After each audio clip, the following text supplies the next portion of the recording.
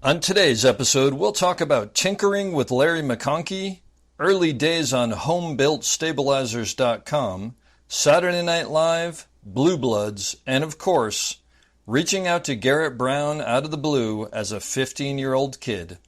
Just a little bit of business before we start. There may be a curse word here or there in this episode, so please listen responsibly. As always, our website, theop.io, is up and chock full of tips, tricks, and gooey operator goodness.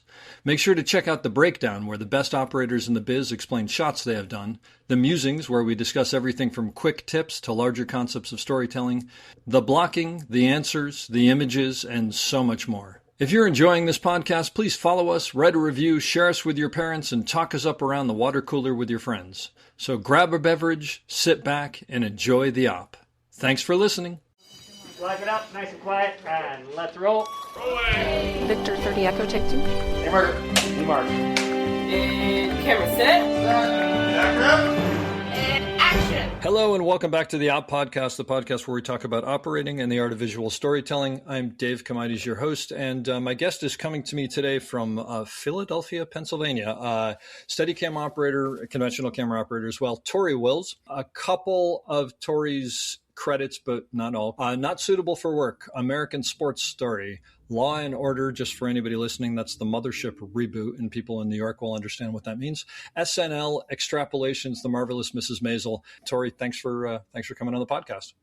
Hi, yeah, thank you, Dave. It is an honor. I've been, listening to this since episode 1, and truly feel privileged to be able to finally be a part of it, and kind of like, share my story as well. Wait. So you've been listening to this episode 1 and you're not bored yet? You're the person? No. I'm that person. Yeah. I am the reason why your episodes get. No, I love that, and hopefully you're the reason why we're apparently the number one film podcast in the Maldives. So I don't know if you're okay. If you're Okay, I've been. There, but I appreciate it. So what's your story? How'd you get to this point? So I've kind of had a bit of an interesting arc to my career. It starts much younger than I feel like most people start, although I've heard a few of the people who started as children as well.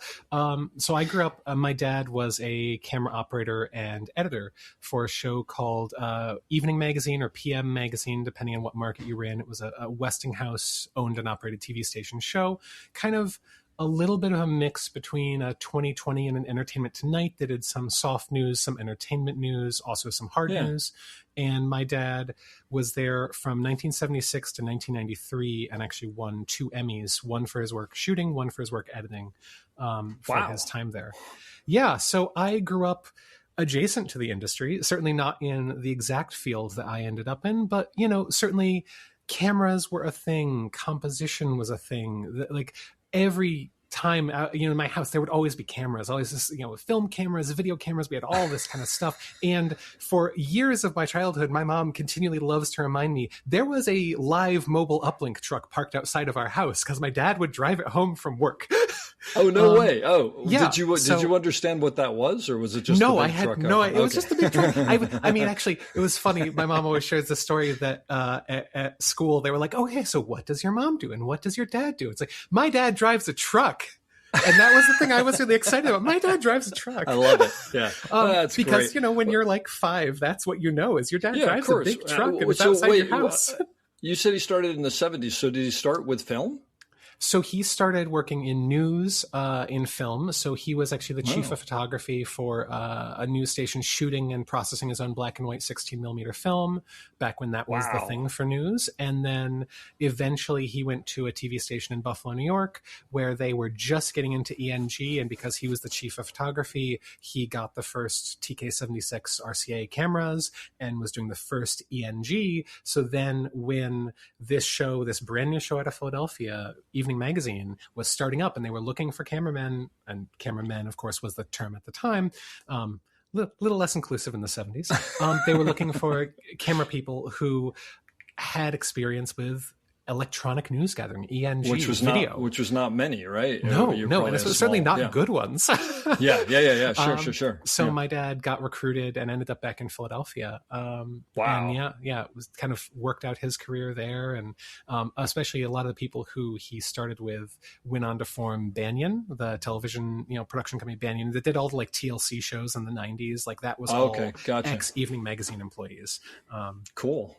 So I grew up adjacent to the industry. However, I will note that my dad expressly forbade me from ever going into television because of how rotten of an industry it is, and that worked out really well for him. But he should have told you have to go into TV. I will not do exactly, it. Exactly. If you do not become a camera person, anyway.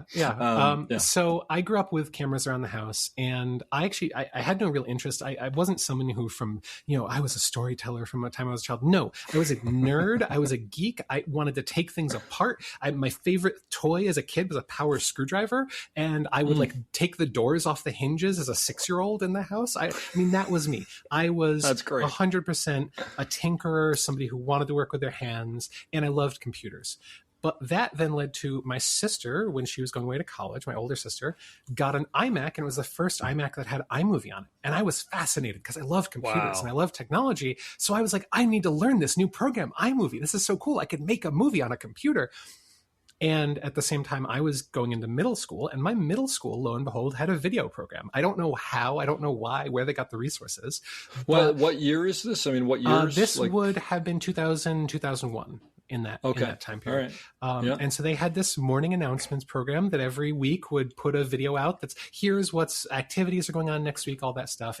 As a middle schooler, that's fantastic. Yeah. And as I got there, they were like, well, we've bought this new thing. It's an iMac and it has iMovie on it. And I went, I know that. I know how to do that. I became their editor. And then I was teaching other kids iMovie. And then they were like, well, do you know cameras? I'm like, sure, I know cameras, whatever. You fake it till you make it 100%. So I started shooting things, and lo and behold, discovered a whole bunch of people who were really interested in making films. I'm like, well, cool, I can make films then too. Sure. Yeah. I know the tech side. That's great. maybe not coming from a storytelling perspective, but coming from a tech perspective. Yeah. Which then led to, in high school, several of my friends who came from that same program were making films. So like every year, every summer, we'd do a short film. I would shoot it. I'd edit it. I'd do all the lighting. And that then led me to a very interesting thing, which is when you are a teenager and you're making films, you have grand aspirations, I think, as we all do as teenagers, and yet you have zero resources. So suddenly I'm a geeky, tinkering kind of person, and I'm discovering, there's all these things that people do with cameras, like mount them on things like cranes and dollies and all of this life and world. And I was like, I want all of that, but I have no money. So I found online this community called homebuiltstabilizers.com. And I'm sure several people's eyes just lit up in the audience. And to all of you, I'm so sorry you experienced the same experience I did. It was this community of people who were building camera dollies and cranes and especially Steadicams by themselves. And this is started back in the 90s, before like machining was easy, before all this stuff, like people building stuff out of plumbing parts, people building stuff out of That's wood. Amazing. I mean, yeah. And I discovered this and just immediately went, coolest thing I've ever seen. Done. Yeah. That's my entire personality now. Congratulations. That's great. Now before this, did you have any idea what a Steadicam was? No, none. I went to that website to look for building a camera crane because I thought camera crane was what I really wanted. I wanted a crane. Sure. I wanted the thing that went 20 feet up in the air. Yeah. You could put a camera on it. And I found that and I'm like, this Steadicam thing, whatever. That's not for me. Yeah. And then I started digging into it and it was like, oh, this is challenging. And I'm also somebody who I love a challenge. And actually, I think it's what's kept me in this for so long in the film industry is that like, I never quite felt like I fully got good at it. I always felt like whenever I got to a point where I was like, I'm starting to feel kind of good, I just get humbled hard. Yeah. Well, that's the film industry in general, right? And it's still happening. Wait, I want to interrupt you for a second, throw a name there just on the crazy off chance that there's a connection here. You never ran into a guy named Bob Fisk on that forum, or do you know a guy named Bob Fisk in upstate New York? It's Doesn't ring a entirely bell. plausible. I Yeah. did, but it's been so the long. reason that I ask is the entire reason that I'm a Steadicam operator, although I mean, well, my history being who knows whether it would have happened anyway, is I did and you've probably heard this story. I did when I was at NYU. I went to upstate New York and did was first AC on a movie called Crawdaddies, which is a horror movie, and like it was amazing. We worked 72 hours one day or something like that, and it was raining and we were in the mud and eating sandwiches that were moldy and, that kind of thing. Living the dream. And this guy named Bob Fisk came out with a quote unquote Steadicam, which I'd never heard of before. And it was made out of like, I remember the center post was one of those paint poles that you like turn and extend and whatever. And the main thing I remember was, because I was the first AC, he's like, here, you can pull focus with this. And he hands me this thing, and it's a return mechanism from a VCR. Oh my God. And that was connected into the lens, and he ran around, I mean, it was the best was made out of buckets and whatever, but I bet I'm going to call him because I bet he was on that forum, and it would be hilarious. I bet he was. And actually, I vaguely remember a Steadicam that had a paint pole as its center post. And he was big into computers and he was geeky. So I bet it's it anyway, but go ahead. That's amazing. Like I sort of am jealous that I never had this experience on the computer like you did. That's great. Yeah, no, I felt very, very lucky. And I built my first Steadicam, and then I built another Steadicam because the first one didn't really work, and then I built another Steadicam because that one didn't really work, and I got more and more interested. And I actually, when I was in high school, got a job at a machine shop as an apprentice machinist, learning from an ex-Boeing machinist who was the one who did all of the landing gear for the Osprey VTOL helicopters. And so he brought me in, and his grandson was one of the kind of apprentices in the shop. So he already had a teenager working in the shop. It's fine. And he was like, here's the ground rules. Number one, everything you bring into me, you have to bring in a fully dimensioned technical drawing to my standards. And if it's not to my standards, I'm going to tell you what's wrong with it and send you back home. And then when you bring me in something I'm happy enough with, then over your lunch break, you will clock out and you will get the manual machines. You don't get the CNC machines. You don't get to do this the way we do it now. You get to do it the way I did it in the 70s. And so great. Yep. He taught me machining. And so I learned as like a 15, 16-year-old machining. By the way, cut to teaching Steadicam to people and going, turn the volt off. Yes, precisely. Right. Hey, you have to know what happens when this all breaks. That's great. Oh, wow. I'm jealous. Yeah. So I built my first Steadicam, and I was super obsessed with it. Like, this was my whole personality again at this point. And at the time, I was like, God, I really wish I could try a real Steadicam. That would be amazing. And my dad, and this is kind of one of those moments of happenstance, my dad was on the Emmy board in Philadelphia for a long time, and he had nominated Garrett for an Emmy at one point. So he knew of Garrett. He knew Garrett was in Philadelphia. So my dad goes, have you tried looking up the guy who invented Steadicam? He's in Philadelphia. So I send an email as a 15-year-old to Garrett Brown, the guy who invented Steadicam, a man who has no business even like interacting with me. And he so graciously responded and said, I would be shocked if you said anything else. That's fantastic. And his immediate response was, okay, you're a teenager, you want to get into Steadicam, why don't you come out to the SOA workshop, the Steadicam Operators Association workshop? And so as a 15-year-old, I was invited out as a guest for one day, and he made sure it was the day he was going to give his lecture on the moving camera. Oh, my God. Oh, for those who don't know, Garrett Brown delivers this like multi-hour lecture on the theory of the moving camera. Why do we move cameras? How do we tell stories? What does it mean? How much does parallax and storytelling and timing add to the cinema perspective? And again, I'm 15. So this breaks me. I am completely just like, it's like the veil of around the world has been lifted, and I suddenly see that I can manipulate people's emotions and like tell stories and make people feel things and see things that I want them to see. And introducing me to like Garrett and Larry and all of these amazing people who, you know, have done all this work, and like introducing me to Jake Kilroy, who is part of the SOA, and Jerry Holloway, and all these people I got to know as a 15-year-old. Wow. And I'm sure every single one of them was like excited about you being excited about it. Just took you right under their wing. I could totally 100%. See that. Yeah. 100%. Yeah. And all the people who paid good money for it are probably, who the hell is that kid? Why is he getting so much time? Oh, 100%. That's so great. Oh, and God. So I went away to college, was super obsessed with Steadicam. Oh, actually, before I went away to college, in my senior year of high school, I went and did a 2-day Steadicam workshop with Peter Abraham. So amazing. the 2-day Peter taught me, by the way. So amazing. Peter is just the most giving, kind, respectful, but like he really knows his stuff, and he also really understands teaching in a way that totally I have just taken to heart and been like, I want to emulate this man in any way I can.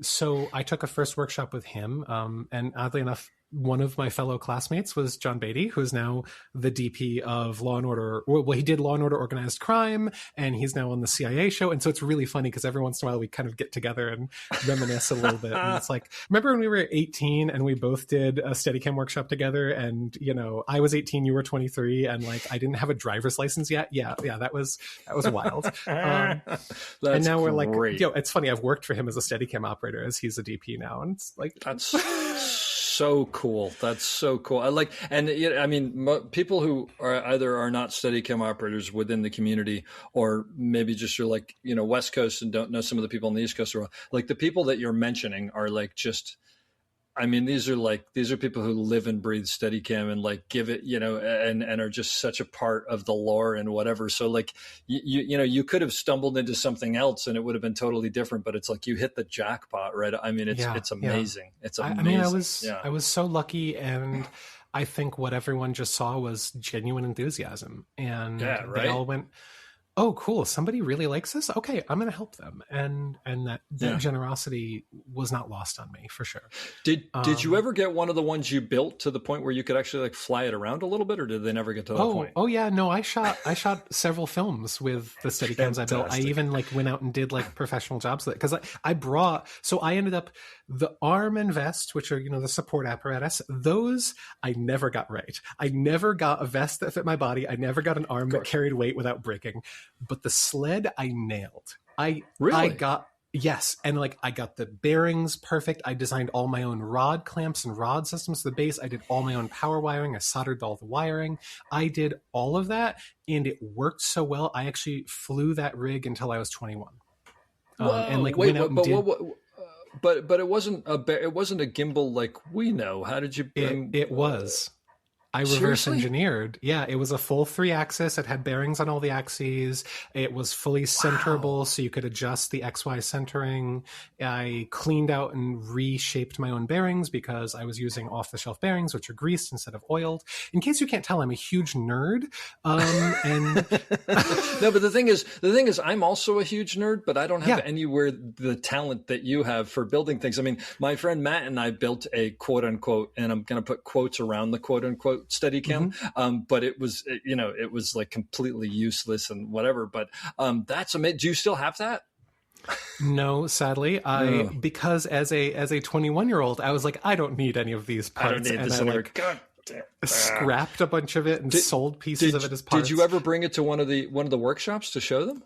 I brought parts of it, and I certainly brought photos of it. And I remember like Peter Abraham going, that's really interesting. And I still have all these photos of it. Maybe I'll send you a couple of them. Please do. I would love to post. I'd love to see the photos of that. But that is that's so great. That's so fantastic. So you took the 2-day workshaunt. Took the 2-day workshop, and then went away to college. Went to college in a tiny little Catholic college in Buffalo, New York. No one's ever heard of, because my aunt and uncle were both professors there. It was like backup of backup schools, because it turns out that when you apply with a really strong engineering background, a lot of colleges say, look, we know you applied to art school, but have you considered engineering?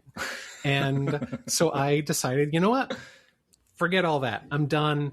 I'm just going to go to a school. It's a tiny school, whatever. I'll get my bachelor's degree. I don't care. I know what's important is experience. I'm going to have experience. And I was really lucky, because when you go to a college for communications and digital media, and your graduating class is 3 people in that program, you get noticed when you show up with a camera package and a Steadicam and ask to put it in the college's gear lockup. Mm-hmm. First of all, you get a job. I ran that gear lockup all 4 years, including as a freshman, which was very funny. And the second thing is, the lead professor of the department goes, I have a friend who's a cinematographer and he's looking for PAs and I need someone responsible. And you seem responsible. So that, I mean, it's funny. Everything is such a linear line. I feel so kind of lucky to be able to package it this way, but it's this linear path of I did this, which led to this, which led to this. So I end up as a PA for this DP in Buffalo who shot a bunch of commercials. And we shot like AAA commercials and, dairy commercials and car commercials. And it was small stuff, but very small crews. And so immediately I show up on set and I'm competent. I've been shooting my own movies. I know what I'm doing to an extent, obviously only as much as an 18, 19-year-old can. And so my second day working with him, he pulls me aside. He says, you know too much. I don't feel good about you being a PA because I'm not paying you and that feels exploitative. So from here on out, you're a grip. Wow. And so I worked my way through college as a grip on commercials. And because it was Buffalo and it's this tiny little market, I also sometimes operated a camera, and I also sometimes was a boom operator and a sound recordist, and I also gaffed things, and so you couldn't wear one hat because it was too small of a market. Mm-hmm. And so when the DP got a commercial, he called his crew, and his crew would come out and do it, and we would all just kind of go, do you want to key this one? Because I don't think I'm up. Yeah, I keyed the last one, and the gear package, this one is smaller, so I don't really want to deal with that. But what a blessing, because as you know, the more you know about everybody's job, the better operator you become, because you just first of all, you can protect yourself, but also you just understand what's involved. That's amazing. Absolutely. So I worked my way through college, and at the same time was I really want to be a Steadicam operator, and that DP got me my first couple Steadicam gigs with him. And actually, very notably, his name is Chris Santucci. I don't know where he is in the world right now. He moved out of Buffalo. I think he's still shooting. He introduced me to his AC, Shannon Madden. That name will come in later. And he also bought a Bartek wireless follow focus for me. Oh, wow. Because my gosh, we didn't have one and I couldn't afford one. So he just bought one because I was I want to do Steadicam, but it was in the era of the 5D and the first large sensor cameras. So you want to do Steadicam, you have to have a way to pull focus. Well, he was I'll buy one. Sure. Whatever. That's incredible. So again, tremendous luck. And I think it was also just that I showed him that it was worth it. That I'm going to do this for you, and then I'm going to go do Steadicam for you. And my senior year of college, I cashed out all my student loans and I bought a Steadicam rig, a big full-size one, a GPI Pro 1 sled, which was, it's a beautiful sled. Beautiful sled. It was a little broken, but that's okay. I knew how to fix things.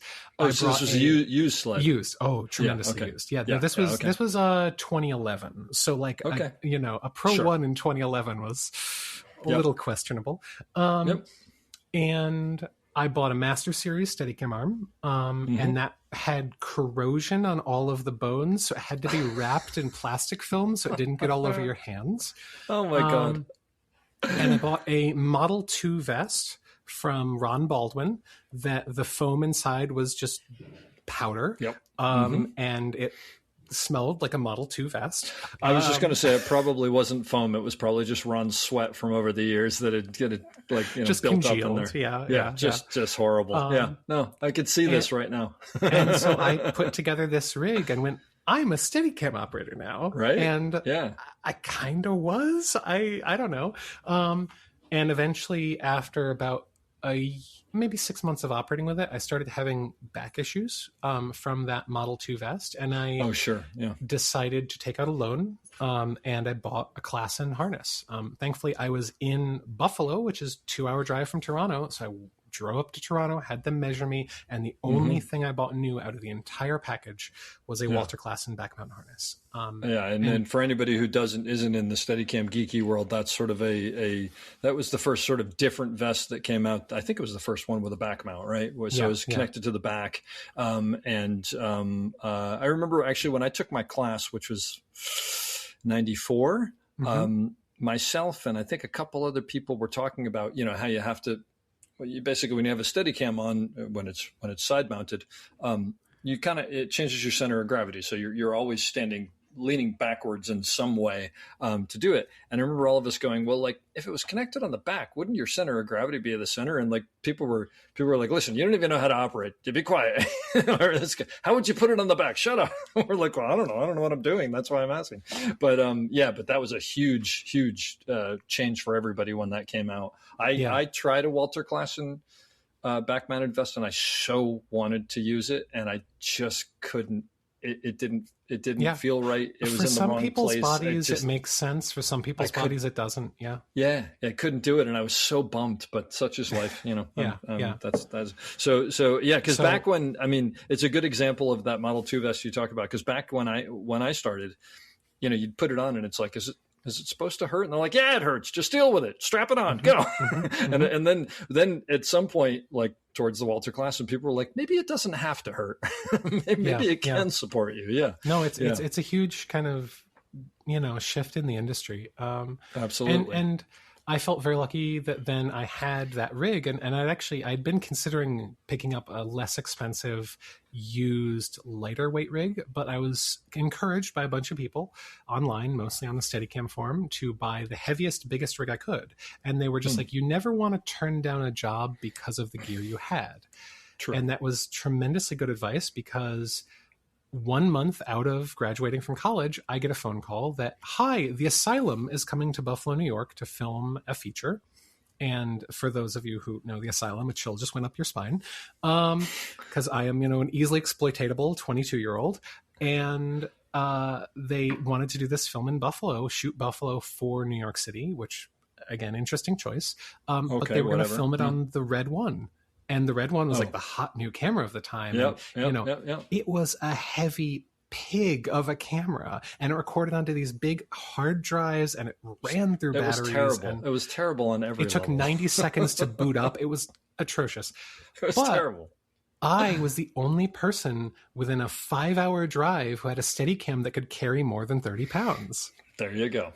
So they had to hire me. So that pays off. Wait, I want to back up for a second. What is the Asylum? I don't know what the Asylum is. Okay, so the Asylum is the company that did Sharknado. The Asylum is the company that did all of the Sci-Fi Channel, those films. No, you had me at Sharknado. That's fine.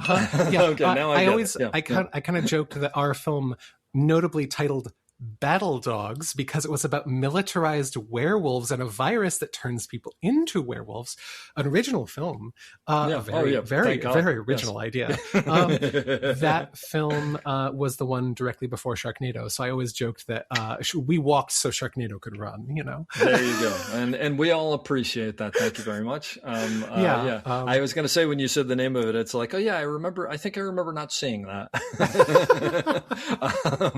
But yes. Okay, great. But so this is really your first feature film. It's my first feature, and it had a real cast in it. I'm blanking on the names of right now, but like it had a real cast, it had real actors, it had a real director, real cinematographer coming out of LA, real cameras, real assistants. And it was not a great experience, but a very important learning experience because... Did you just do Steadicam? I did B camera Steadicam. Okay, yeah. And at the end of the film, actually, the director took me aside. He had a few drinks. It was a wrap party, and said, I just really want to be honest with you. I tried to get you fired on day 3. I really wanted to replace you because I just thought you were going to be no good, but you've improved so much. I guess that's good. It's like, wow, what a weird compliment. Thank you. Thank you for not firing me, I guess. Yeah, right. Okay. But, I was 22 and I had now done my first feature and it was going to be aired somewhere. This isn't like a student film. This isn't some small thing. This is going to be on the Sci-Fi Channel. This is a real movie for some definition of movie. What was the biggest learning curve for you on that? Like being with the first real crew? I think the biggest learning curve was having someone tell me what they wanted. And, especially when you're coming up on the really small jobs, Steadicam and nobody else knows Steadicam. So you can walk in and say, ooh, here's the idea. They're going to be over there and we're going to walk in, we're going to meet them. And then they go over there. And this was like, I want you to be on an 85 here and see this person come down this escalator. And it's like, no, an 85? That's going to be... And it's like, I want it to be on an 85. Did I stutter? Are you able to do an 85? Or do I need to change lenses to accommodate your skill? Mm-hmm. Okay. So you learn. Yeah. No, that's great. That's great. It's really important. It's actually one of the most important things I think I found in my career is like having people who will ask you to do things you don't know you can do. Sure. That's the only way you grow. If you are only doing things 100% you can do, you're not growing. You're not upgrading your skills at all. So that was really important. Eventually, after that film, I moved back to Philadelphia and moved back in with family. I realized that Buffalo was a very small town, and there's only so far you can grow your skills if you are the only person in a 5-hour drive. Nobody really needs you. Nobody really wants you. Like, yeah, they're happy to have you. You can do a ton of Independence Blue Cross commercials. You can do all those, but nobody was going to do things that really challenged me. Nobody was going to do things that made art. So I ended up moving back to Philadelphia, and that leads to, I said, I'm doing commercials. I got in with some good people. I started like getting a network building, but I really felt like I was a bit stagnant. Like, okay, I'm 23. I've moved back to Philadelphia. I'm doing work. Like I'm working, I'm paying my bills as a Steadicam operator, which is remarkable.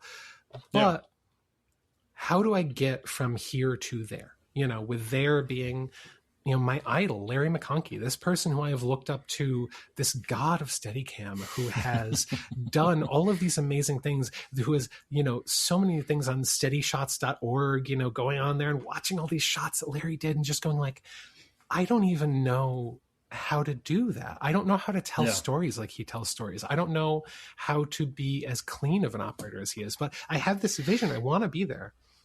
So as a 23-year-old, I again have the audacity to send Larry McConkey an email. And I figured the worst he can do is say no. Boy, I was brave. And I said, hi, I'm a 23-year-old Steadicam operator. I have done my first feature, but I'm still obviously establishing myself. If you could give advice to someone at the beginning of their career, like what advice do you wish someone had given you? What advice? Very just open-ended. I figured hopefully he'll have something to say. A couple days later, I get a response and shaking in my boots, I read this email, I think to my mom. And almost verbatim. And I've been told I go into a Larry voice when I tell this story. So I apologize in advance, Larry. No, don't apologize. Please go into that voice. And I also, notably, I'm going to use a name here that I used to go by. For those of you who haven't clocked it yet, I'm trans. So, I'm going to refer to myself as Tom here. I am now Tori. Thank you very much. But the email went something like, hi, Tom. Thanks so much for talking. It's been so long since I've started at this point that I honestly have no idea what I'd say. Would you like to come out to my shop for the weekend? This is so great. Did I do an approximate Larry voice? I think you got energy. You got pretty. I don't have the tone of voice, but I have the energy. The tone was a teeny bit off, but for anybody who doesn't know that, no, but the energy. What I was going to say before was you said something to the effect of if Larry had something to say, and I was like, well, that's something that's never been said before, because Larry always has so much information about so many things. I actually one of my favorite Larry McConkey stories is, and I don't even recall what it was, but I think I texted him about a shot I was trying to pull off, because Larry's always about, and you as well with Larry, about figuring out how to do these complicated scenes or whatever. And I texted him and he called me back, and I was in the passenger seat. My wife's in the driver's seat, and yeah, Larry, Dave, it's Larry. And I got this idea. I think I got something. Okay. Yeah. And my side of the conversation was, yeah, but Larry, no, but what do you think? Because once he gets going, it's just he has so much information. You'll never meet someone with as much enthusiasm as Larry McConkey. About everything. He's so fantastic. That's problem, amazing. Any question.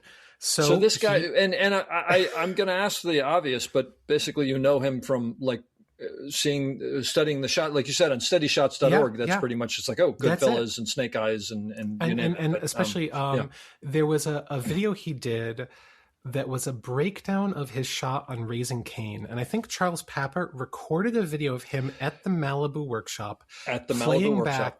And he's like playing the video and then pausing it and rewinding it and going, so here's the conversation I had with Steve Burham. And, he wanted me to Dutch the camera. And when you hold it at that angle, I mean, I can almost verbatim recite parts of that video because of how many times I watched it. I'm off camera as I'm standing next to Charles. And actually, if Charles had gone a little wider, you could see my jaw on the floor. I will tell you, that was the first time I ever met Larry. And I was just like in awe, like you were. And I will tell you the one thing, I remember so many things from that, but the one thing I remember very specifically was looking at, because he had his Steadicam there, he'd brought his Steadicam out, and I remember looking at the hand grip, and there was this circle around the hand grip where there was no anodizing, like almost like the anodizing was gone. And I remember looking at it and thinking, like, because you meet someone like Larry McConkey, you're like, what's the secret sauce? I need to know the secret sauce so I can put it in myself and I can be Larry McConkey, right? So I remember looking at it and thinking, like, well, maybe does he have a way of operating, or like, is there something like, or maybe there's a drag there, or like that helps with whip pan. Like, I come up with all these ideas, and finally I got up the nerve and I was like, Larry, what is this? And he goes, oh, that's where my wedding ring drags on the gimbal. On the hand thing. And I remember thinking, like, first of all, I thought it was this way he operated that whatever. And then I thought, oh, that's actually so sweet. Yeah, 100%. But he's just I have nothing but great things to say about him. So he invites you out to, is that the place where he is now? Out to the shop in New Jersey, out to this incredible workshop. And he brings me in. First thing I see is he has a full machine shop there. I walk in and go, you have a Bridgeport? And for those of you who don't know, Bridgeport is like the manual machining mill. It is built from the 40s onwards. Like, you can still buy one new today. This is, if you want to make round parts, you get a lathe, and there are tons of different companies that make lathes. If you want to make square parts, you buy a Bridgeport. This is it. This is the machine. Yeah. And I go, amazing. You've got a Bridgeport? And he turns to me and goes, you know what a Bridgeport is? And of course, now I see it, and I can practically see the gears turning in his head going, this kid knows how to machine. Oh, the things I can do with them. Yeah, right. I was just going to say, he's probably going, I've been waiting for you. and like, I'm also computer savvy, so I'm like helping him with like a tech problem while I'm there. Man. And he is like, oh, let's go up, let's have lunch. And he sits me down at his dining room table, and we have veggie burgers, and he's like, so I watched your demo reel. I will note, I had not sent him my demo reel. Oh, okay. There was in my signature block at the bottom of my email was a link to my website, and he had just gone there and watched my demo reel. Oh, so again, that moment of, oh no, dear God. Oh no, the master of Steadicams watched my demo reel and is about to judge me on it. Yeah. And he gave me something that has really stuck with me, because it felt like the most important compliment I think I've ever been given, which was, he said, there's a lot of technical issues, there's a lot of flaws, there's a lot of, things you need to work on. I can definitely see the things I can help you with. But he said, every shot of yours had a very clear start, middle, and end. And there was never a moment in any shot where I wasn't sure where you wanted me to be looking. Great. And I just kind of was like, well, yeah, of course. Because that, in my brain, was like, of course, every single shot in my reel had to be clean.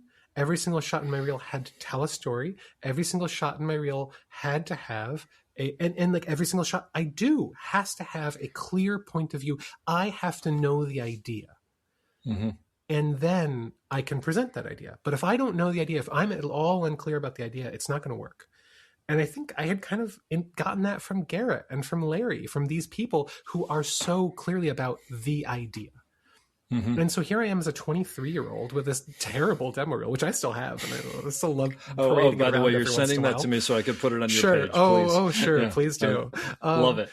but it was shocking. And then Larry just full on like brought me into the fold and said, great, I will teach you in exchange for you doing work here in the shop. And so he mentored me and guided me through that stage of my career. And again, incredibly lucky. That's incredible, and I'm angry that I wasn't that person. But I'm glad that it happened to a great person like yourself. Well, that's just incredible. What an unbelievable opportunity. But the thing is, I mean, jumping forward, it's like, I've talked to both of you about so many gadgets and gizmos and whatever. It's clear that it wasn't just one-sided. I mean, you were bringing a tremendous amount to the table that helped him, create so many things and figure so many things out. That's just so.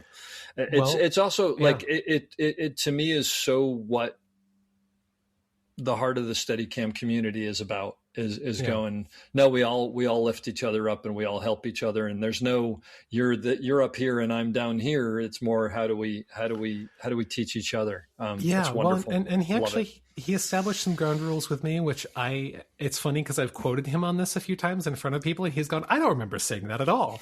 But one of the things he told me is, number one, there are no secrets. The secret is practice harder, learn better, be smarter than everyone else. That is the only way you get to be good at this, is you have to work so hard that, he's like, there are no secrets. There's nothing that I am going to hide from you because there are no secrets. There is no special sauce that I am doing. There's nothing. And anything I teach you, you have to teach other people. Oh God, this is so I'm going to cry. This is so wonderful. It's so great. I took that to heart. I 100% took that to heart and said, okay, cool. This is now my responsibility. I am now the holder of this information. I am the holder of this history. I am okay, cool. That I can take on that role. So that then led to the Movi. Now, so the Movi, for those who don't know, it's this handheld gimbal stabilizer. It's the first real electronic camera stabilization tool that was available to the masses. Yeah, when it came out, we were all like, we're done. Our lives are over. Well, that's it. It was either our lives are over or it was like this consumer garbage. And Larry flew to Seattle and was like, I need to see this in person. Does it work? Of course he did. Yeah. And he comes back and he calls me. And he's like, so I bought one. It's coming here. We get the first one in the world. It's mine. It's here. We're going to do it. Great. I've already got a movie coming up I need it for. And so we played with it. And what he realized very early on, I think, and what I realized is it needed two people. You needed someone to carry it and someone to operate it remotely if you wanted to do anything with any level of precision. And also he needed a tech. He needed another person. So he could be on the mill machining a part and I could be soldering wires the size of a human hair and all of this stuff. We got to collaborate and we worked tirelessly on this thing. I mean, me driving an hour each way to his house just to get in all of this time, and we really honed in the Movi, and we discovered a lot of things and worked on it really hard, which then led to his brother Jim McConkey, who's also interviewed here on this podcast, was doing a show called Blue Bloods at the time, a CBS TV show, and had pitched the showrunner on the idea of, hey, why don't we use this new cool thing my brother's using? And we brought it out. But to bring it out, they needed a tech. And congrats, who's the only Movi tech we know of in New York City? It's me. There you go. I don't have a local 600 union card because I'm a non-union commercial Steadicam operator. Oh, wow. I didn't even think about that. Okay, yeah. So phone calls were made, and I paid $10,000 like every good union member, which hurt a whole lot as a 25-year-old. And I joined the union as a camera operator to be a Movi tech, and got my first union job as a Movi operator. And it was mind-blowing. It was like, this is this realm of production I've never been on. I've never been on sets this big. I've never been on jobs this big. And it scared the living daylights out of me because I'm like, I can't fail. Here I have this new piece of technology that we are trying out experimentally. We've spent so much time and money developing remote control wheels, all the, literally about 2 years of work in Larry's shop to get to that point where we could bring it on a TV show. And now I'm the one who has to make it work. And, you know, it's terrifying. But Yeah. we did it, and it worked, and it was great. And Jim fell in love with this tool. So that then leads me to eventually working on Marvelous Mrs. Maisel as a movie tech, Sure. and working closely with Larry as we develop versions and versions of the movie and write new software for it and get involved in the R&D and the production side of it. And as I help Larry, you know, as he builds out his rigs for stuff, and then he's helping me get really competent as a Steadicam operator and teaching me. And it's this beautiful symbiotic relationship.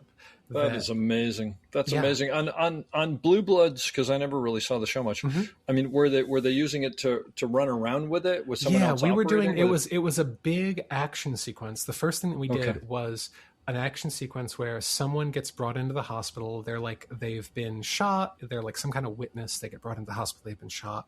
And of course, one of the cop characters' wives is one of the nurses who's taking care of this person who's gotten shot, but they're a witness. And so they have to keep this person alive. But then the killers break into the hospital and they shoot everybody, including the cop's wife. Oh my God. So it's this whole huge action sequence. And they're like, we want to do it with the steering wheel camera. They would call it the steering wheel. It's like, okay, no, it's called the movie. It's okay. No, it's not a Steadicam. No, it's not a steering wheel. It's the movie. Okay, yeah. And so Jim was operating on, I forget if it was wheels or a fluid head that we rigged up. All sorts of wacky stuff. But he was remotely operating. He was remotely operating, and then it was actually me carrying it for most of it. Oh, it was you carrying it? Wow, good Lord. Yeah. So I learned hard. Yeah. We did amazing stuff, and then, you know, obviously I went on to do movie work on Marvelous Mrs. Maisel. I've done movie work on a bunch of amazing things, working with Larry and Jim.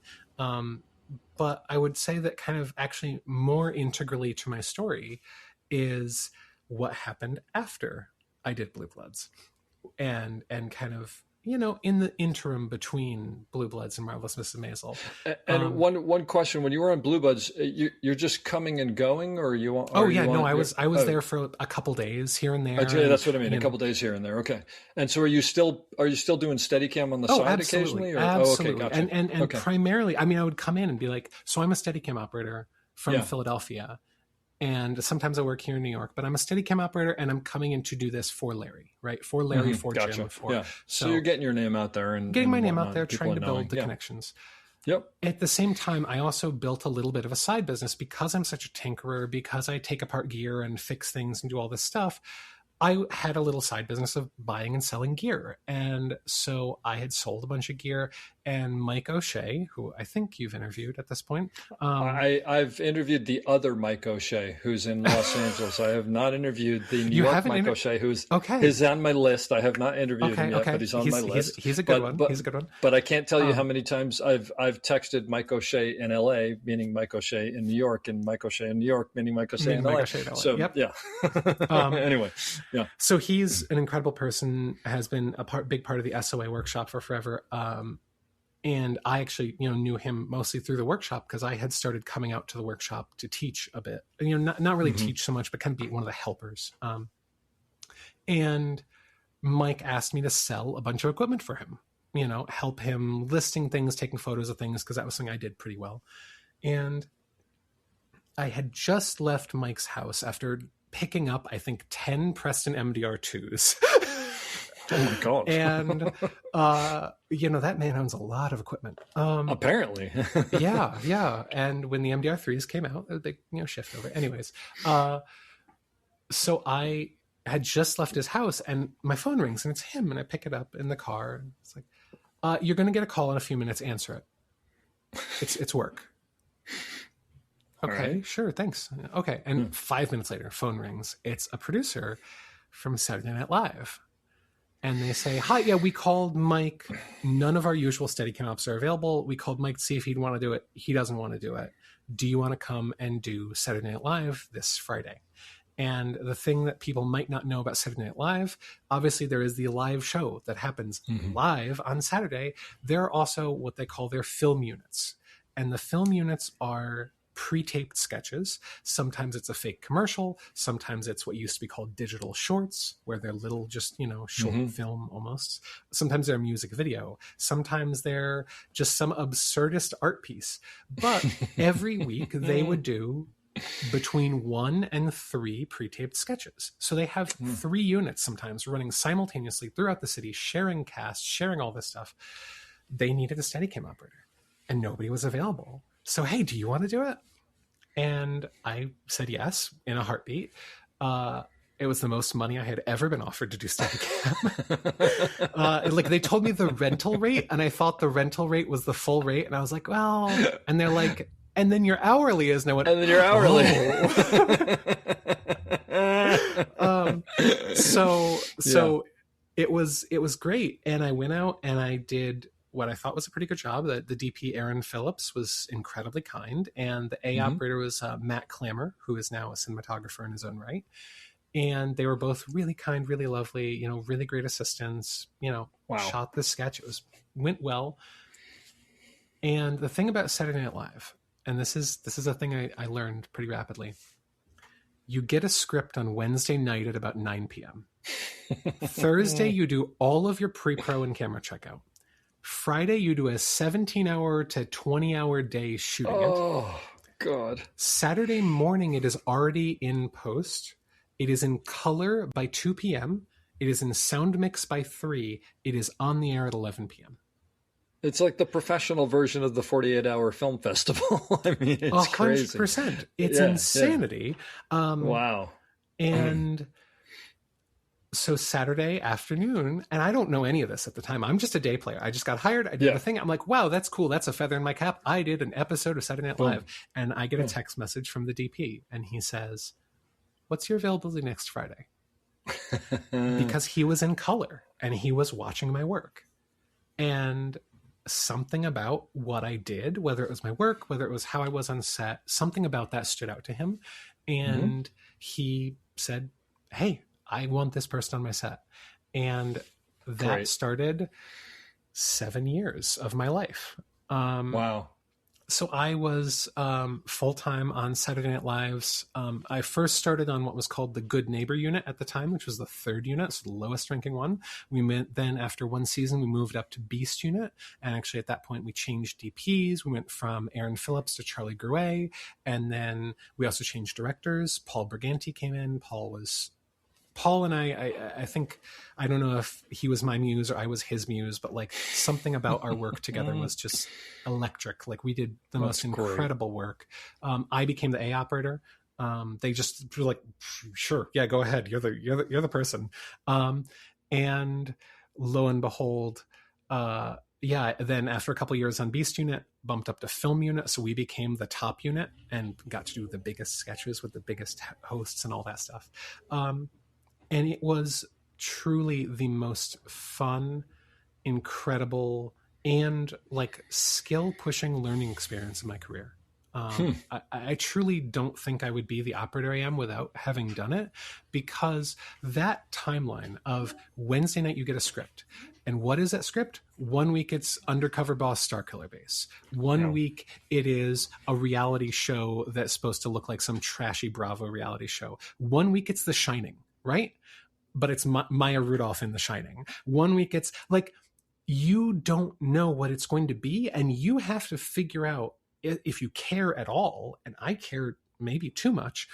If you care at all, you have to figure out, how do I copy that style? How do I build that look into what I'm doing as a camera operator? Obviously the set design is incredible, the lighting is incredible, all these people are at 100%.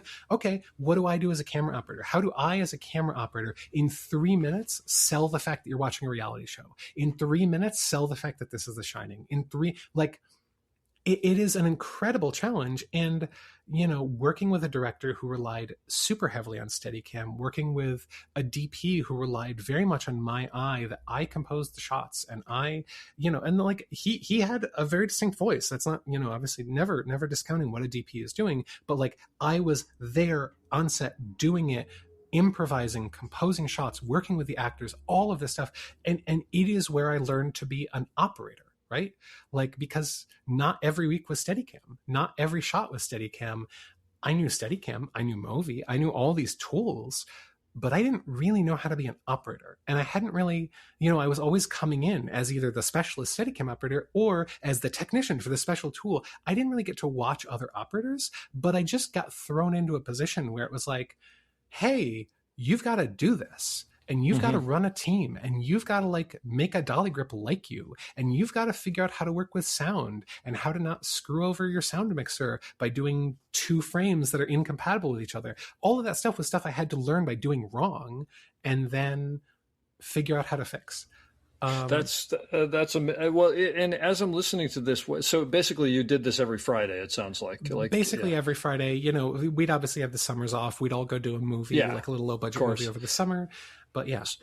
So, but do you think that part of the value? I mean, it sounds like, first of all, from the point of view of doing a different genre every week, that's just amazing unto itself, because you're just like, you're like you said, you're either now we're this, now we're that. I mean, it reminds me of Charles Papert doing Key and Peele. I mean, it's just like you're constantly flexing those muscles. But then it also seems like as you're getting thrown into the fire, but you're getting thrown into the fire for one day. And then you have like almost a whole week to think about that and go, what can I do better? What can I do? I mean, it seems like the perfect situation. To call Larry and go, so Larry, I did this thing and everybody yelled at me for it. What did I do wrong? Why did they yell at me? Do you remember what some of the biggest hurdles of, stepping into a camera was?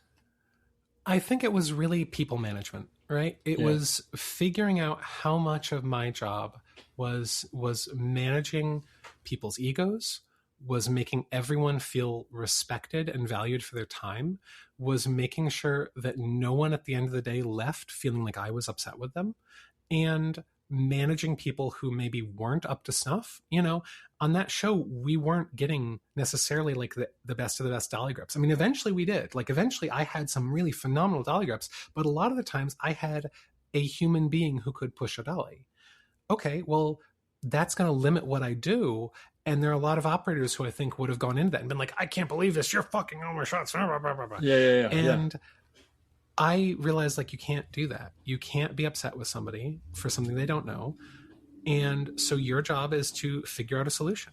And sometimes that solution is to change the shot. And sometimes your solution is to say, I'm going to need 8 or 10 takes of this. We can nail it, but I'm going to need enough takes to get us all on the same page.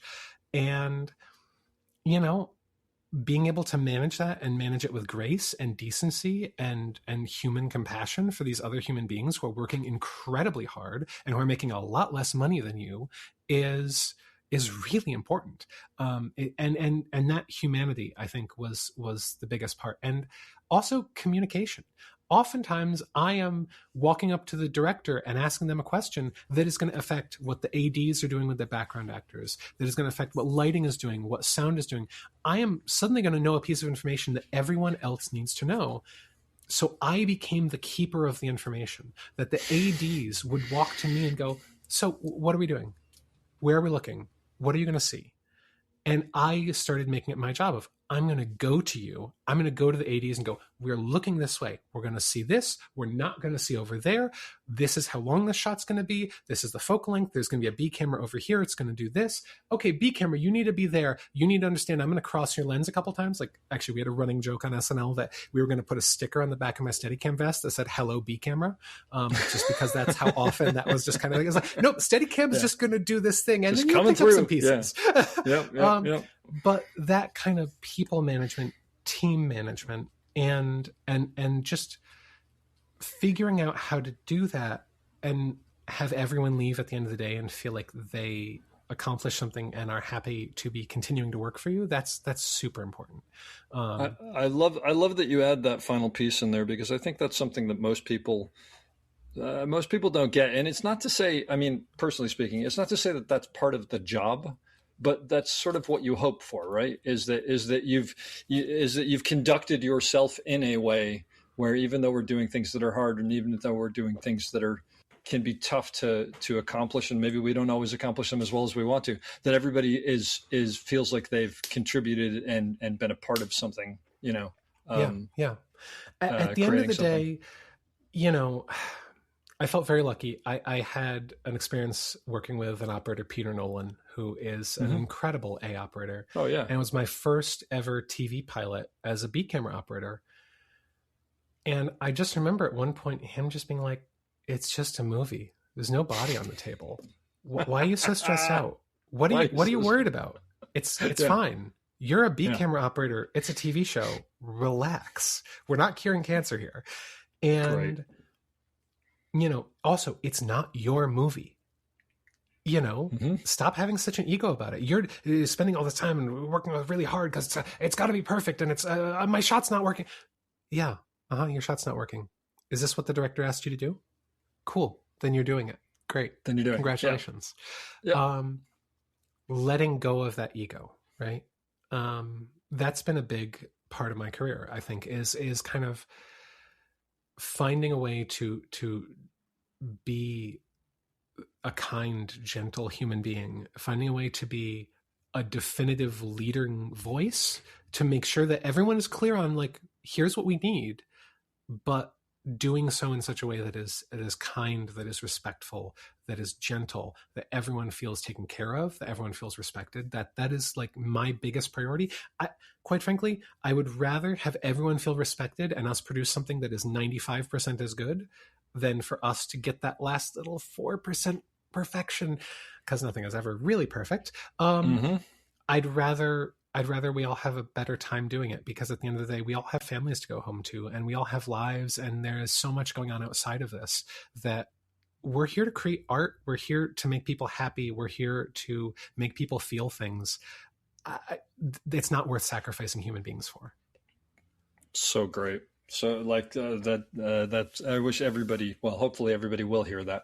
But no, it's so dead on, because I think sometimes we lose track because there's money on the line and there's people pushing and we got to make a schedule. We're going to make this. And we sort of lose track that it's like, yeah, you know what? Nobody is on the table. And I like the way he put that. That's great. So how long did it take till you got to the point where you're like, I can jump on any show and be an A camera operator and I feel comfortable with it? I think it was about 4 years, I would say. So 4 years after I started on SNL, I got my first full-time A-camera episodic job. It was a show called Dispatches from Elsewhere. It was Jason Segel, Sally Field, Andre Benjamin, Andre 3000 from Outkast, and Eve Lindley, and Richard E. Grant. I mean, what a cast. And this was an incredibly personal project for Jason Segel. It was an incredibly personal project for, I think, all of us who were involved in it. And it was shot in Philadelphia, so I was a local.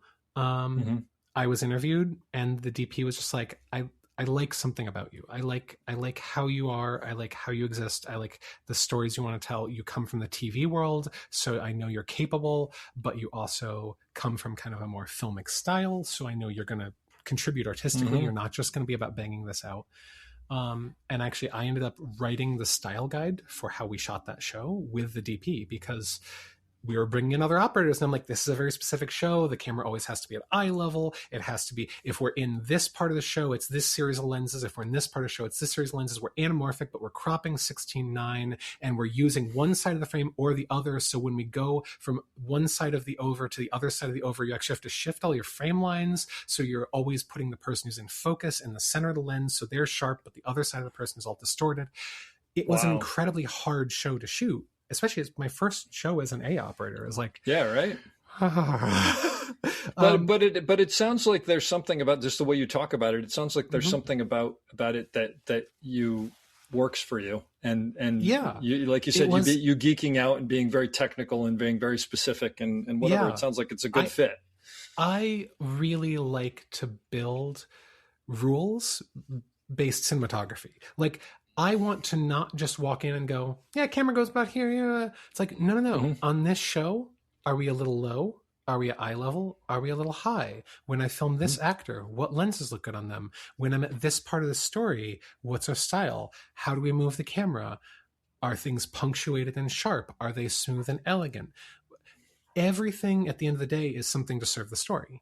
And by creating a kind of rigid system of, here are the reasons we do it this way. It gives you a baseline and it gives you consistency. So whether you're going episode to episode, whether you're going DP to DP, if you're doing different blocks of a show, if you are doing tandems, and sometimes it's different whole crew. Okay, well, I know that I'm doing tandems on this show, but I know that your A operator was Kyle Wuschliger, and I know how he operates. I know the types of frames he does. I know the way he moves a camera. So then my goal is to ask the DP, okay, well, was it Kyle who shot this, or was it Ryan who shot this? Okay, great. So Ryan shot this episode. Okay, so I'm going to make sure that the work I'm doing is trying to ape what Ryan does, because his style is a little bit different than Kyle's, and both of them are a little bit different because of this individual show. That for me is exciting. That for me is the challenge. And then like working with a DP who you don't naturally vibe with the style of. I mean, like going on to Law and Order, and you know, I was brought on for the first 2 seasons of the reboot of Law and Order. And that was an incredible challenge because Law and Order is a very fixed show. And actually we kind of got in trouble because we messed with the formula a little bit too much. We tried to make it more cinematic, and we tried to, it was like doing way more steady cam, doing all this stuff. And it was like, no, more handheld, please. No. And actually the handheld, can the handheld be shakier? Actually, can it? Yeah. Because the people in the gym who turn it on in the middle of the episode need to know they're in the middle of the Law and Order episode. I mean, and there was rules out there. The complaint was the Steadicam work that you do in the police section looks like the dolly work you do in the courtroom section, and we need a more clear delineation. So you can't use Steadicam with the cops anymore. Which, I mean, first of all, you can get worse responses. But to me, what a hell of a compliment. Oh, your Steadicam work looks too much like dolly work. Oh, my lobster is too buttery. Yeah, exactly. Well done. You know, but like, that's great. That's a legitimate thing. So then like, okay, then we update our rule book, then we update our style, then we have our guidelines, and that's how we build consistency in a show. And to me, that's like, I'm always at any point in my career, I have to have a goal. I have to have something that excites me. I have to have something that makes me want to get up, get out of bed every day and go to set and be enthusiastic. Because I've always said, if I ever lose this enthusiasm, I'm done. I'm out. I'm not interested anymore. I don't want to phone it in. I'm not cool with that, because this takes too much out of me. This is too hard of a job. If I'm ever not passionate about it, it's not worth it. So there are easier jobs to do. If I'm just in it for the money, that's fine. I'm doing this because I love it. So how do I make myself love it? Well, so if you get on a show and you start the show and you realize maybe it's not what you thought it was, or maybe there are some people who are not as good as you had hoped they were, or whatever, do you then try to, and you're not passionate about it because of things you can't control, do you try to invent reasons that you're passionate about? Do you try to find? Is that a mental game? It's a mental game. It's 100% a mental game, because you can walk into the same show 2 different ways. You can walk in with this like, look, it's a paycheck. I'm just here because I got to put 4 kids through college. Well, you can totally walk in like that, and you can show up and you can do a fine job and you can be competent. But you could also walk in and say, I'm working with a DP whose style I can't make sense of. I'm working with actors who do not believe marks exist, and if I put marks down on the floor, they will yell at me. I'm working with a focus puller who is tired and not getting enough sleep. I'm working with a dolly grip who's never done a compound move in their life. Okay, these are variables, but there is a solution to this. Okay, so what does that mean? That means I'm going to use a slider a lot more. If I have to move up and down, then there has to be a slider on the dolly, because they will move up and down, and I will now do left and right. And if we're going to do left and right, then we do not go up and down. And I'm working with an AC who's very tired. So that means I need to make sure that if I'm looking at a shot and going, this is going to be hard for them, that I go, hey, we're about to do this shot. Can I give you some marks? Because maybe they don't have enough mental energy left to ask for that. And I'm working with people who are overwhelmed and tired and exhausted, and I need to actually go to them and be like, hey, are you doing okay? What can I do? Can I do anything to support you? Right? Like all of that becomes part of the job of an A operator. But maybe not for every A operator, but at least for me, that is my goal is like, okay, this is a problem. Everything is a problem that can be solved. And it's just a question of what time, what money, what resources, what people, all of that. What do you have? Okay, cool. Throw all that in the blender and figure out what we can make out of that. And that's the best thing we can make. Congratulations. it's I'm sure not everyone's style. I'm sure that there are a lot of people who would go, oh, you're compromising your integrity, you're compromising what the art could be, you should stand up stronger and say no more. And it's like, oh, okay, my job isn't to say no. My job is to yes and. My job is to say, that's fantastic. Why don't we steer 100%. the ship towards success? Ari, do you know Ari Isler, operator in New York? Yeah. Yeah, Ari told me the other day, maybe you heard this, and he said, a director once said to him, he said, don't show me different, show me better. And I thought that's a really good, succinct way of putting it, because it's like, no, I know what I want. I don't want that, but take this and make it better. And I think at the end of the day, that's really, I mean, that's so much of our job, is like they hand us this thing and then we shape the edges and make it a little better. And one of the things, I don't know if you have this sometimes, but I think we all want to knock it out of the park every single time. And sometimes you're just not given, all of the ingredients to make a great cake. So you go, what ingredients do I have? I made some pretty decent muffins, it's just like, if I'm making it better, then I've done my job. And that took me a long time to sort of reconcile, is like, no, this is not going to be the greatest Steadicam shot ever done, because the pieces are not there. Like, the actors aren't pulling it in, or, or whatever it is. No, 100%. And it's, you have to be at peace with it. You have to care deeply about what you do, but then have the memory of a goldfish. And the moment that shot is done and they say, well print, played. Moving on, you go, great, we're moving on. Unless, is it something that I think they're going to be really mad at me if I don't, in 6 months when they go into post, then I will speak up and say something. But at the end of the day, it's not my movie. I'm not the cinematographer. I'm not the director. I'm not the producer. My job is to take whatever their brilliant vision is and give them the best possible version of it that I can give them with the resources I've been given. And absolutely. 100%. At the end of the day, if I've done that, then I have succeeded. And I think, I'm very lucky in that I have people in my life and people in my career who've recognized that and who trust me to shepherd their vision and give them the best version. So you said that, you've been doing, so how long have you been operating now? Okay, I'll give you three different answers. Okay, First time putting on a Steadicam that I built was 16 years old. So I'm 36 at this point. I'm much younger than everyone expects. Everyone goes like, you're 36? It's like, yeah, I'm 36. I got I took my first Steadicam workshop at 18 in 2008. So I've been full-time only doing camera operating and the occasional DP job or things since 2013. So 2013. 13 years. Yeah. Okay.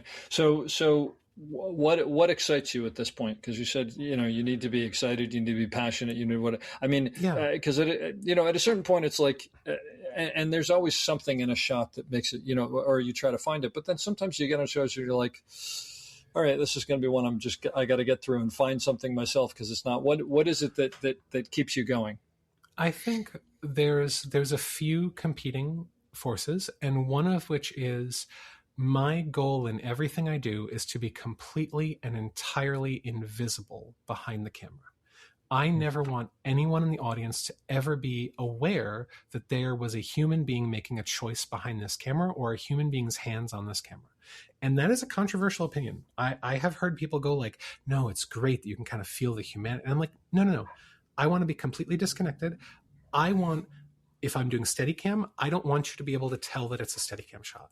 If I'm doing a dolly shot, I don't want you to necessarily even be aware that the camera is moving unless that's important to the story. I want you to be so engrossed in whatever is happening in front of the lens that I am just putting your eyeballs where I want them to be as the viewer, right? That is so huge to me that anything that I do that is a mistake is usually giving away that something is happening with the camera.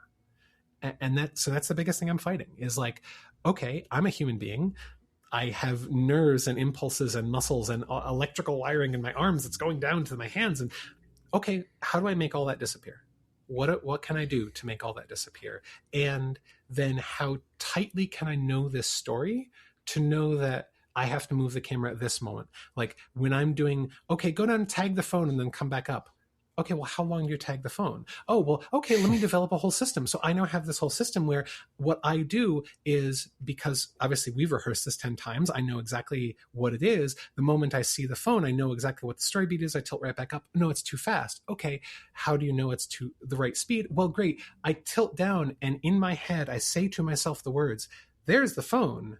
Oh, that's her phone. Oh, that's got the text message on it. And I tilt back up because I figure the speed at which I'm able to say that to myself in my head is about the speed of the lowest common denominator person on their couch in middle America. Mm-hmm. And so congrats, that's the exact amount of time it needs. I am constantly pushing myself to like, okay, develop systems, rules, guidelines, and also I really view it as a challenge to figure out what a cinematographer's style is, not just in terms of like, okay, well, like how much headroom do they like? That's kiddie stuff. No problem. Everyone can figure out how much headroom a DP likes. Yeah. When you're doing it over, how much shoulder do you want? Do you want shoulder, or do you want neck, or do you want head? Do you want body bites? When you're doing body bites, what body parts are acceptable as body bites? How much interference do you like? Do you like air between them? Do you like negative space on the side? Do you want to fill the full composition, especially if you're doing 2-3-9? All of these things are very specific rules. And actually, I have this great moment. I worked with a DP. This is back in 2018 on a movie called Big Time Adolescence. DP Andrew Hubscher, incredible cinematographer. I mean, somebody who I would die to work with him again in a heartbeat. And he, on day one, he's like, I'm very specific about headroom.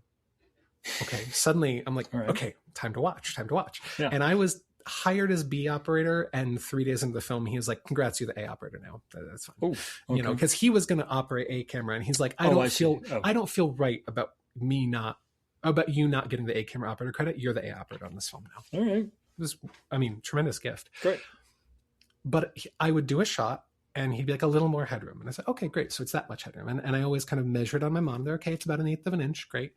And then the next shot would come up and he'd be like, a little less headroom. Okay, all right. So then, okay, maybe when we go into this size, and then I go to the next shot. I really want more headroom on the shot. I'm so sorry. And I'm just kind of, okay, what's the problem here? I'm giving him what he wants, and he's not being mean about it, but just he's very specific, and he wants something. What is he looking at? And at one point he mentions, and just kind of offhandedly, not talking to me, he's like, the eyes are in the wrong place.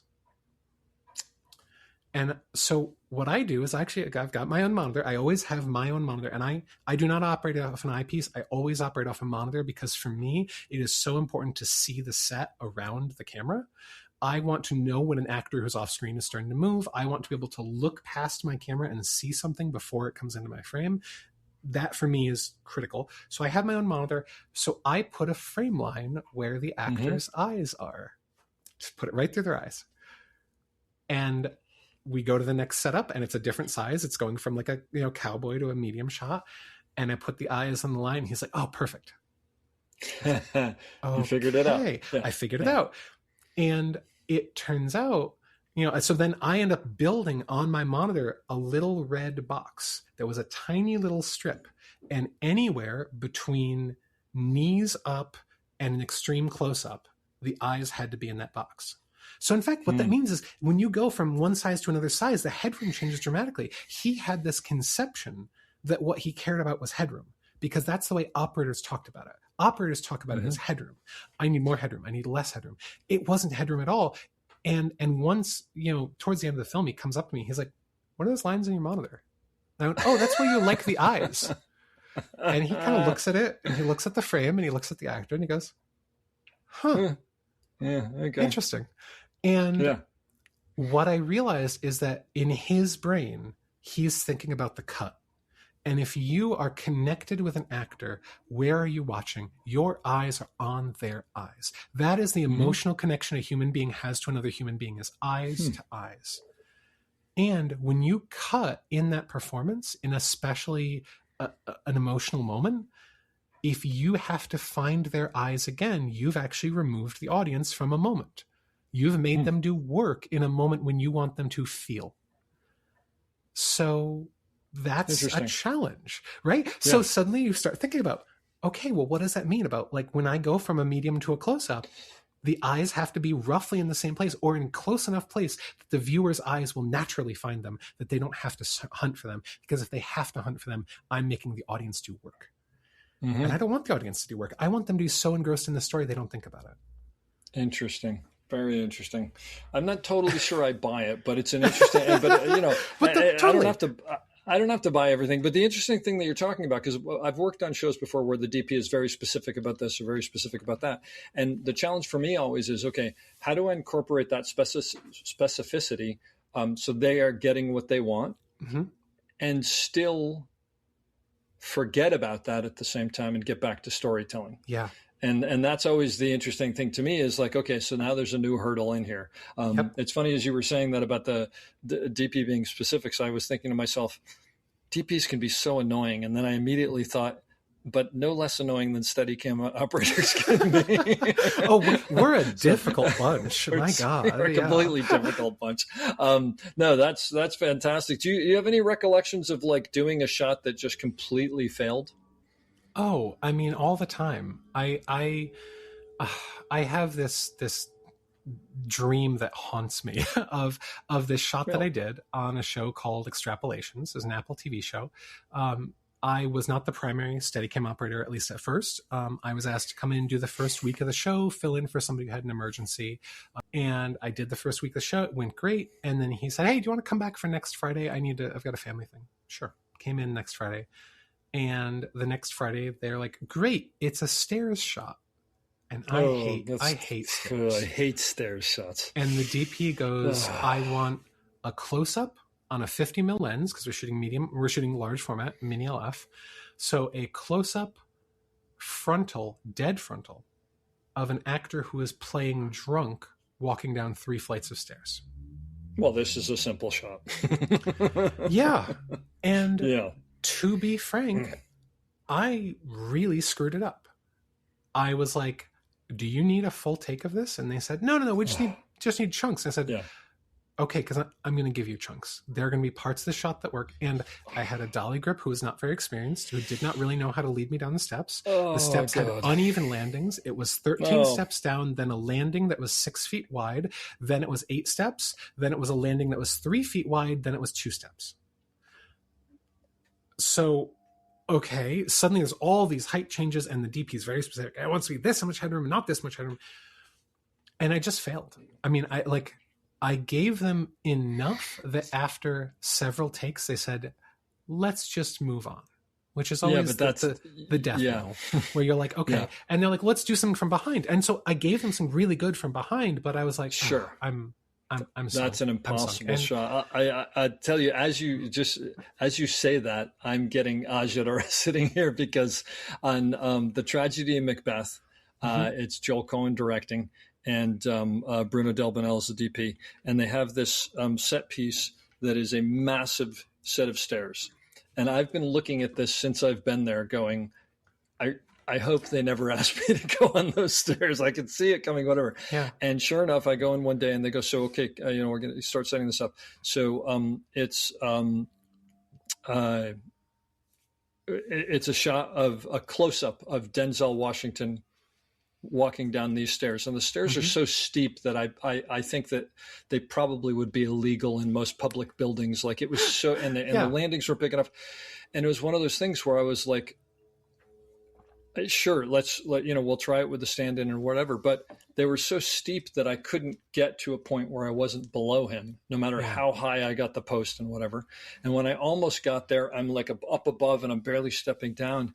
And Bruno kind of looks at me and I said, Bruno, I never like to tell anybody that we shouldn't be doing a shot the way that you want it, but this is not the way to do the shot. And I said, and especially with this actor, because he's not going to give me 8 takes at it. He's going to give me 1 take and that's it. And I said, you guys have a crane here. Like we could set the crane up and bring him down perfectly. And Joel kind of looked at Bruno and he's like, can we? And he's like, yeah, I think we can. And I said, I'm so sorry. It's just, I can see with this train wreck coming and I don't want to not be able to give it to you. But I said, this is a normal stairs. This is the hardest thing. And I felt it's so weird because in reality, I know that actually I had succeeded because I had made sure that we got the shot well, and which they did. They did a beautiful job of it, and it's a better shot. But I felt like a failure at the same time. Do you know? It's really hard to manage your own ego on that. And for me, really at the end of that, I was like, well, it's been fun working on this. This is the end. This is the end for me. And we go to lunch, we come back, and the next shot up after lunch is they're like, I got a Steadicam shot. You want to do it? Yeah, okay, sure. Okay. So it's an 18 millimeter lens, which on full frame sensor is incredibly wide. And they're like, it's this guy walking through this thing and the ceiling's really cool. Can you see the ceiling? And I said, great. Why don't we, and drop the rig, make it really long, put it right on the floor, tilt way up so it's this big distorted thing, get right off of his feet so it's this crazy distorted, and the ceiling is this like hypnotic shape and very trippy. And we do one take and they're like, wow, suddenly you're back in so it. So cool. Oh my god, that was incredible. So do you want to come in for some tandem units? And it's that memory of a goldfish thing that you have to go, I care very deeply about this shot, and they have said print, and they have said we've got what we need, we're moving on, and now I have to emotionally let go of every ounce of care that I had for that shot and every moment of beating myself up about that shot, and I have to say, absolutely. Then I gave them what they needed, and now we move on. It's not going to be my favorite shot. Is it going to be the first shot in a demo reel? Hell no. But is it going to be something that they are happy with? Sure. My standards are not their standards. And, I'm lucky that I got to redeem myself. And even on jobs where I didn't get to redeem myself, I still got to walk out of there and be like, I did the best I could. And give myself better grace. Better that they're happy and you're unhappy than they're unhappy and you're happy. Precisely. It's a simple way to put it. You're there to do their job. That's great. So you mentioned before transitioning, and I just want to ask you about that. I mean, how is that? Look, there's the human experience, which you can discuss too if you want, but how has it been from a professional point of view? Well, it hasn't been without its worries. It's a very interesting thing that kind of, I think I have the strikes to thank for this. As I kind of alluded to if you look at the timeline of all the stories I've told, from the time I was about 11 until now, I've just been doing video. I've just been doing film. I've just been doing television. I never really had a question in my life about what I was going to do. I was always so steadfast about, this is the thing I want. I'm going to go do it. And I'm going to put everything in my life towards it. And what that meant was, from the time I was in college, my social media was work social media. I had a company that I owned. I had all this stuff. Everything in my life, every choice I made was pushing me towards being a better camera operator. Yeah. And it was never really about who I was as a person. And there were a lot of questions in my life. I've identified as queer my whole life. I've had, a complicated relationship with sexuality and gender and all of that. But I never asked myself, like, hey, who are you underneath all of that? Because who I was Steadicam operator. And, the thing is, it's infectious. I love Steadicam. I love all of this. And the strikes happened in 2023. And exactly at the same time the strikes happened, I went through some incredible family medical trauma, ended up spending a lot of time in a hospital with a family member who needed care. And also suddenly had all of my work pulled out from under me. I had gone from working on Law and Order, 10 months of 60 hours a week on the biggest show in the world, to nothing. And when you have the rug pulled out from you so fully, you suddenly have to ask a lot of hard questions. Like, so if work doesn't come back for me, what am I going to do? What does my life want to look like? And thankfully I had a wife who loves me, who cared a lot about me and made me answer those questions. I think partially out of her own self-interest. And I had to ask questions of like, okay, well, who am I? What am I? Why is that a hard question to answer? And as I did soul searching, I came to a conclusion, which it turns out is not a very normal cisgender male thought, to say, God, my life would have been easier if I had just been born a woman, which is a thought I've had my whole life. And no, that's a normal thought. That's a normal thing. And I'm not ashamed to say it, because, it's like that was a moment of discovery for me and led me down a multi-year path, and a path that was really uncertain, and a path that I wasn't really sure if it was going to work out for me. And I wasn't sure if it was going to work out in terms of my career. I was deathly afraid that, like, okay, if I come out as trans, are people going to still want to work with me? If I'm identifying, if I'm using she, her pronouns and I'm showing up on set, looking like a woman, are people still going to respect me? Because I'm very good friends with a lot of female camera people, and I know that it's harder. Like, I've seen it happen on set, and it's unfair and it's awful, and it shouldn't be a thing we have to think about these days, but it is. But I have been very lucky that, like, I think my personality hasn't fundamentally changed. Obviously I'm still the same person. I just, am able to live a more full version of myself, and a lot of pieces in my life make a lot more sense now, and I'm very happy, and also extremely happy to be in a place where I can be visibly out. I mean, I really fought with it for a long time of, like, do I want to identify as transgender? Am I still going to get calls? Do I want to, how am I identifying? What pronouns do I want to use? And I came to realize, years and years ago, that there was someone on set who came to me and said, I noticed you have rainbow flag stickers on the back of your Steadicam vest. And I always, from day one, I've always had a rainbow flag sticker on the back of my Steadicam vest, always had a rainbow flag sticker on the side of my Steadicam sled. And this person came to me and said, I want to thank you for that, because you having that told me that if someone could be at your level, if someone could be the operator and show up and be proud of who they are, then I can be safe here being myself. That's wonderful. I mean, it's wonderful and sad at the same time. Yeah, exactly. It's sad that we have to. But good for you. That's fantastic. And so That's I feel the same now as a transgender person, that this is who I am. I'm not ashamed of who I have been. I'm not ashamed of my past and my history. And, if you go and look in the credits and see Tom Wills on something, I'm happy for you to recognize that was me. But I also owe a responsibility to my community to say, hey, it doesn't matter who you are. Be a good human being, be kind, be gentle, be respectful, tell good stories, be a really, really good technician. And it doesn't matter who you are.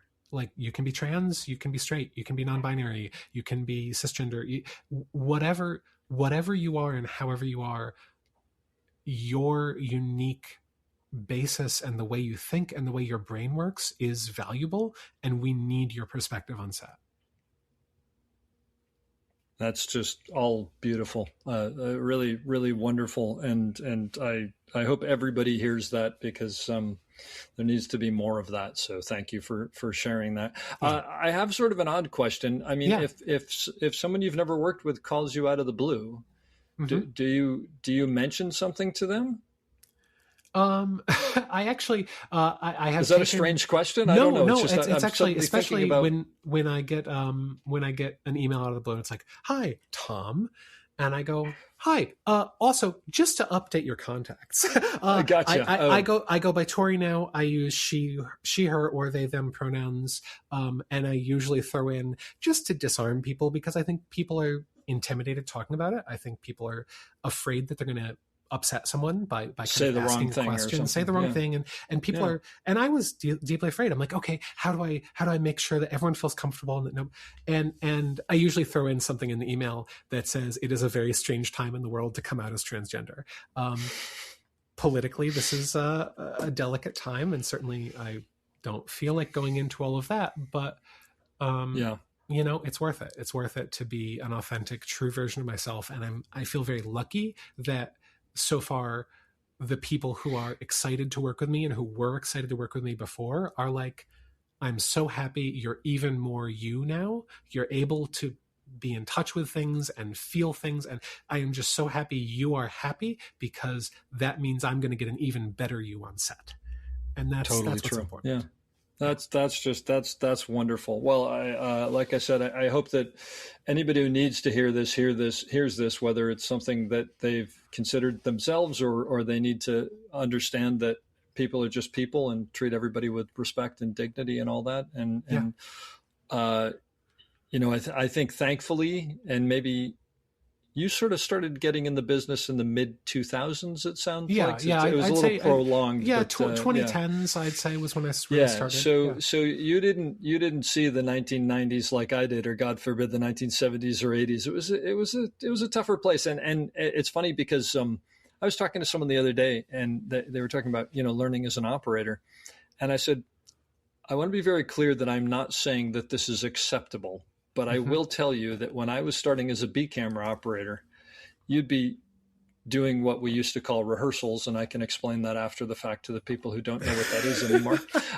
And literally, it was a very bad time for me to take a drink. By the way, I almost did a spit take on that. Thank you. Sorry to make you do a spit take there. But literally, like something hard would hit the back of your head, and you'd turn around and the DP would be like, what the fuck are you cutting their head off for? You can't cut their head off for. And you learned really, really quickly that that's important. And so I'm not saying that was a great way to be, but it was a tougher time. There were some things that maybe were a little better in there, but in general, it's so great that we are in a time now where not only can you go through what you've gone through and step onto sets, and people, I'm sure not every single person, but for the most part, it sounds like, are accepting, and also that you can, speak about it openly here, and that that I would like to think there are more people out there who are fine with this than not. I don't know if that's true or not, but that's the world I want to live in. Yeah, exactly. And at the end of the day, all we can do is be authentic to who we are as people, and hopefully, get acknowledged for the fact that like who we are as people is an important part of how we tell stories. And so, that's valuable, I think, Yeah, I think that's wonderful. I was having a discussion a while ago with someone sort of along these lines, and someone said something along, lines of, you just need to be authentic about who you are. And this one guy who was kind of a wise ass said, well, what if you're an asshole? And someone else said, well, then you're going to get a beat down. And it's like, see there, that works. Yes, yeah, exactly. There you go. Go ahead and give that a shot. See how that works. Best part and worst part of being an A camera operator.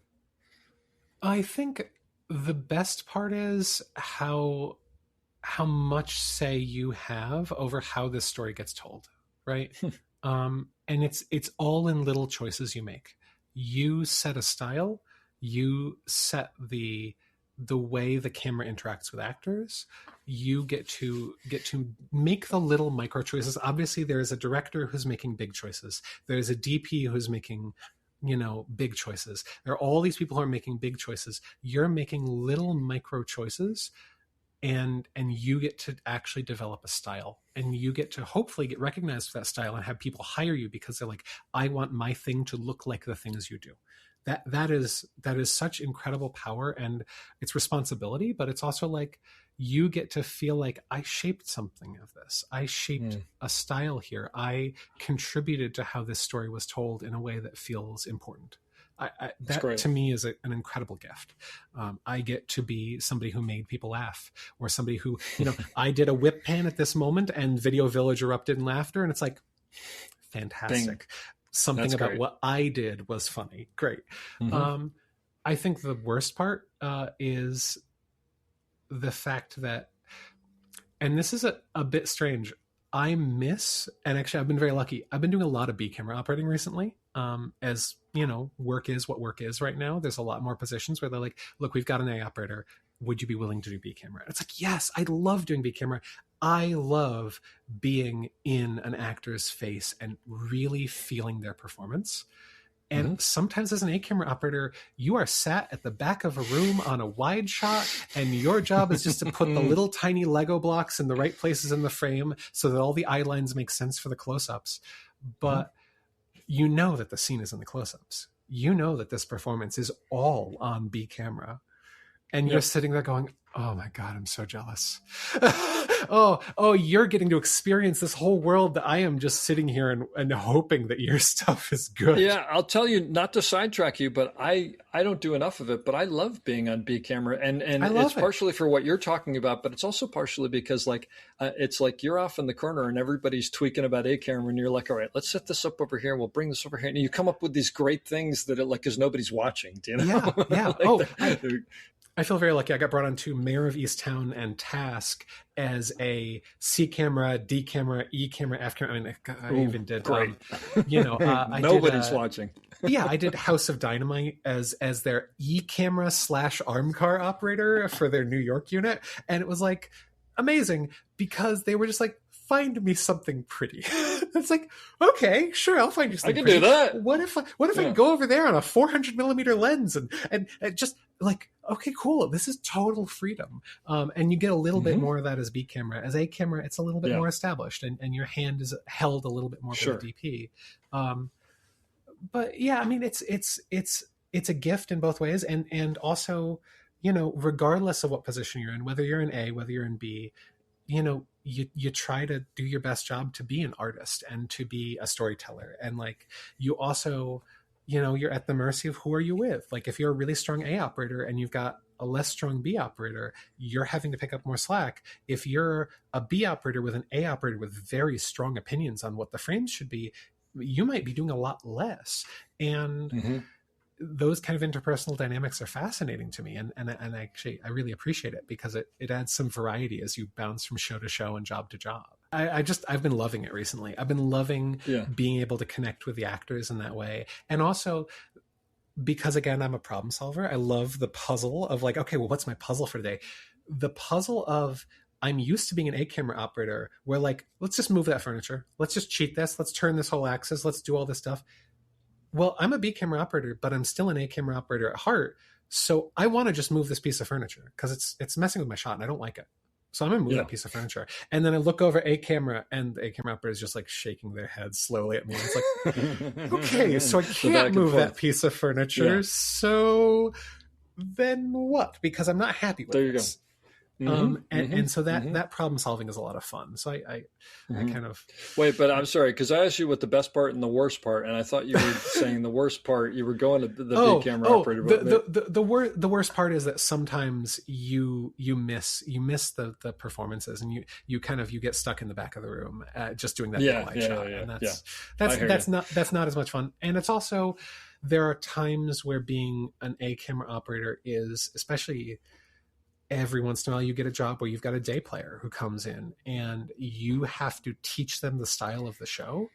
And especially if you get somebody who's a little less cooperative or you get somebody with a big ego and you have to say, hey, no, that's not my show. I don't love doing that because I really want to respect what every individual person is bringing. But at the same time, also, it is your responsibility if you are the A operator, if you are the person who has developed this look with the DP, that you make sure you are enforcing that across all of the rest of the cameras. Because you're the keeper of the flame on some level. Absolutely. And you have a responsibility to those operators to set them up for success. So you have to share that information. But I hear you. Absolutely. It's nobody likes to be telling anybody what to do. Do you still get nervous when you start a job? Oh, 100%. I like to think if I ever stop getting nervous, it probably means I'm phoning it in.